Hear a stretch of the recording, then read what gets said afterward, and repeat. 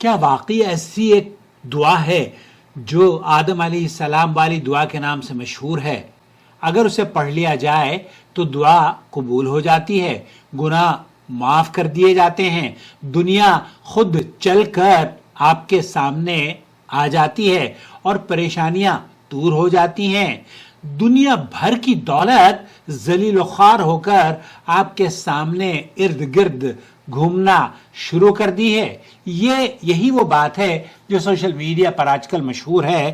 چلیے وہ سوال پہلے سنتے ہیں اور پھر اس کا جواب۔ السلام علیکم ورحمۃ اللہ وبرکاتہ۔ وعلیکم السلام ورحمۃ اللہ ٹھیک ہے، وبرکاتہ۔ خیریت سے ہیں؟ میں ٹھیک ہوں الحمدللہ۔ امید ہے خیریت سے ہوں گے۔ اللہ پاک آپ کو خیریت سے رکھے اور اپنی حفظ و امان میں رکھے۔ آمین۔ محمد عقل بھائی، میں نے ابھی ویڈیو آن کی تو یہ آگے چل پڑا ٹک ٹاک کے اوپر آیا کیسے یہ صاحب جو بیان کر رہے ہیں، جو دعا بیان کر رہے ہیں، کیا یہ قرآن و حدیث سے ثابت ہے؟ اس کے بارے میں وضاحت کر دیں گے۔ جزاک اللہ خیر، احسن الجزا۔ بندہ یہ بھی کہے گا کہ اسے دولت نہیں چاہیے، لیکن دولت اس کو مل کر رہے گی۔ اچھا، اور وہ دعا کون سی ہے؟ یہ سوشل میڈیا پر بڑی تیزی سے پھیل رہی ہے، لیکن ایک مسلمان کے لیے سب سے اہم سوال یہ ہے کہ کیا یہ بات واقعی نبی کریم صلی اللہ علیہ وسلم سے ثابت ہے؟ کیونکہ دین میں کسی بھی دعا یا وظیفے یا فضیلت کو قبول کرنے سے پہلے اس کی سند اور صحت کے بارے میں جاننا بے حد ضروری ہے۔ یہ روایت اس طرح بیان کی جاتی ہے کہ جب آدم علیہ السلام زمین پر تشریف لائے تو انہوں نے بیت اللہ کا 7 مرتبہ طواف کیا، مقام ابراہیم کے پیچھے 2 رکعت نماز پڑھی، پھر یہ دعا مانگی، اللہم انک تعلم سری وعلانیتی۔ یہاں جو سائل نے ایک ویڈیو بھیجی ہے اس میں سری کے بجائے سرتی کچھ اس طرح کے لفظ بیان کیے گئے ہیں۔ بہرحال جو صحیح الفاظ ہیں وہ یہ ہیں، اللہم انک تعلم سری وعلانیتی فاقبل معذرتی وتعلم حاجتی فاعطنی سؤلی وتعلم ما عندي فاغفر لي ذنوبي اللهم إني أسألك إيمانا يباشر قلبي ويقينا صادقا حتى أعلم أنه لا يصيبني إلا ما كتب لي والرضا بما قضيت علي يا رب العالمین۔ اس طرح کے الفاظ ہیں، اور پھر یہ اضافہ بیان کیا جاتا ہے کہ اس دعا کو اگر کوئی پڑھ لیتا ہے تو اس کی تمام دعا قبول کی جاتی ہیں۔ اب آپ کی خدمت میں چند باتیں پیش کرنا چاہتا ہوں تاکہ آپ اور ہم کسی نتیجے پر پہنچ سکیں کہ اس دعا کا معنی اور مفہوم کیا ہے اور ہمیں پڑھنی چاہیے یا نہیں پڑھنی چاہیے، اور صحت کے بارے میں اس کے کیا حکم ہے۔ اس کو پہلے تو اس کا جو ترجمہ ہے وہ سمجھ لیجئے۔ اے اللہ، بے شک تو میری پوشیدہ اور ظاہر تمام باتوں کو جانتا ہے، پس میری معذرت قبول فرما۔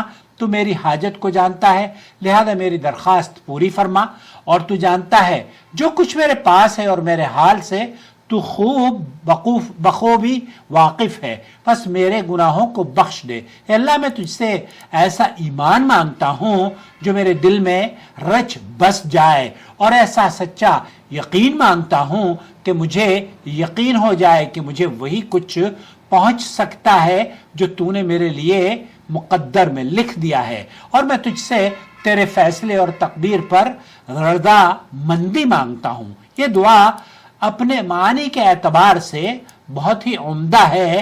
اس میں اللہ تعالیٰ کے علم کامل کا اقرار، مغفرت کی درخواست، مضبوط ایمان، سچا یقین اور قضاء و قدر پر راضی رہنے کی دعا شامل ہے۔ البتہ جیسے کہ آپ نے سوال کیا ہے کہ کیا یہ صحیح احادیث سے ثابت ہے، تو میرے بھائی، میرے عزیز، اصل بات یہ ہے کہ محدثین نے اس روایت کی تحقیق کی تو پتہ چلا کہ روایت صحیح نہیں ہے۔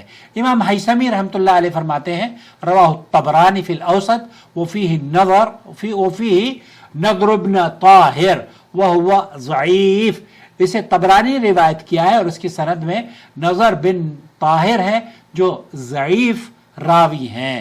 اسی طریقے سے شیخ محمد ناصر الدین البانی رحمۃ اللہ علیہ نے اس روایت کو اس سے بھی زیادہ سخت الفاظ میں منکر قرار دیا، اور انہوں نے فرمایا یہ منکر روایت ہے، اور نضر بن طاہر کے بارے میں نقل کیا کہ وہ بہت ضعیف راوی تھا، بعض اوقات ایسی روایات بیان کرتا تھا جن کی اصل نہیں ہوتی، سلسلۃ الاحادیث الضعیفہ۔ البتہ حافظ ابن حجر وغیرہ نے بھی اس روایت کی سند کا جائزہ لیا اور فرمایا کہ اصل روایت نہایت ہی سند کے اعتبار سے کمزور ہے، یہ ٹیکنیکلی اور فضائل اعمال میں تو بہت سارے لوگ علم غلم پتہ نہیں کیا کیا باتیں نشر کرتے رہتے ہیں۔ انہوں نے فرمایا کہ یہ جو روایت ہے مختلف طرق سے فضائل اعمال میں بیان کی جاتی ہے، لیکن صحیح بات یہ ہے کہ یہ ضعیف روایت ہے۔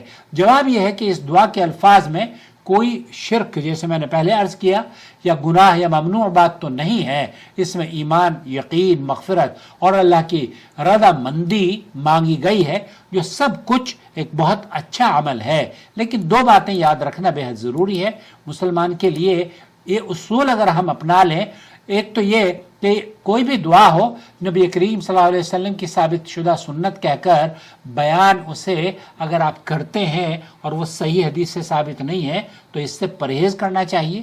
آپ دعا کے طور پر یہ الفاظ نشر کریں، کوئی حرج کی بات نہیں ہے، یہ بہت معقول دعا ہے۔ اس کی روایت صحیح طور پر سند سے تو بہرحال یہ الفاظ ثابت نہیں ہیں۔ دوسری بات، لوگوں میں یہ نہ پھیلایا جائے کہ یہ آزمودہ ہے، یہ آدم علیہ السلام کی خاص دعا ہے، جو ایک بار پڑھ لے اس کی دعا قبول ہو جائے گی۔ اس کے اتنے فائدے ہیں کیونکہ یہ دعا صحیح حدیث سے ثابت تو نہیں ہے۔ اب آپ اس کو اپنے آزمودہ یا تجربے کی بنیاد پر بیان کرتے ہیں تو یہ آپ کا اپنا معاملہ ہے، اللہ کو آپ ہی کو جواب دینا ہے۔ لہذا اس روایت کا خلاصہ یہ ہوا کہ روایت ضعیف ہے۔ علامہ البانی اور دیگر محدثین کے نزدیک اسے ضعیف اور منکر روایت کہا گیا ہے، اس لیے اسے حدیث نبوی یا یقینی فضیلت کے طور پر نشر کرنا درست بات نہیں ہے۔ البتہ دعا کے الفاظ چونکہ بہت اچھے ہیں، اس لیے کوئی شخص اپنی ذاتی دعا میں انہیں استعمال کرے تو اس میں کوئی حرج نہیں، لیکن اسے سنت ثابتہ یا مجرب وظیفہ قرار دے دینا بھی درست ہے۔ بہت خوبصورت معنی ہے، ایک مرتبہ پھر سن لیجئے۔ اے اللہ، بے شک تو میری پوشیدہ اور ظاہری تمام باتوں کو جانتا ہے، پس میری معذرت فرما، میری معذرت قبول فرما، تو میری حاجت کو جانتا ہے، لہذا میری درخواست پوری فرما، اور تو جو جانتا ہے جو کچھ میرے پاس ہے اور میرے حال سے تو بخوبی واقف ہے، میرے تمام گناہوں کو معاف فرما دے۔ اے اللہ، میں تجھ سے ایسے ایمان کا سوال کرتا ہوں جو میرے دل میں رچ بس جائے، اور ایسا سچا یقین مانگتا ہوں کہ مجھے یقین ہو جائے کہ مجھے وہی کچھ پہنچ سکتا ہے جو تو نے میرے لیے لکھ دیا ہے، اور میں تجھ سے تیرے فیصلے اور تقدیر پر رضامندی کا سوال کرتا ہوں۔ اللہ تعالیٰ مجھ سے اور آپ سے اور آپ کے پیارے رشتہ داروں سے سب سے راضی ہو جائے۔ چینل کی ویڈیوز اس لائق ہیں کہ انہیں دیکھیں اور دوسروں کے ساتھ شیئر بھی کریں تاکہ آپ بھی اس کار خیر کا حصہ بنے رہیں۔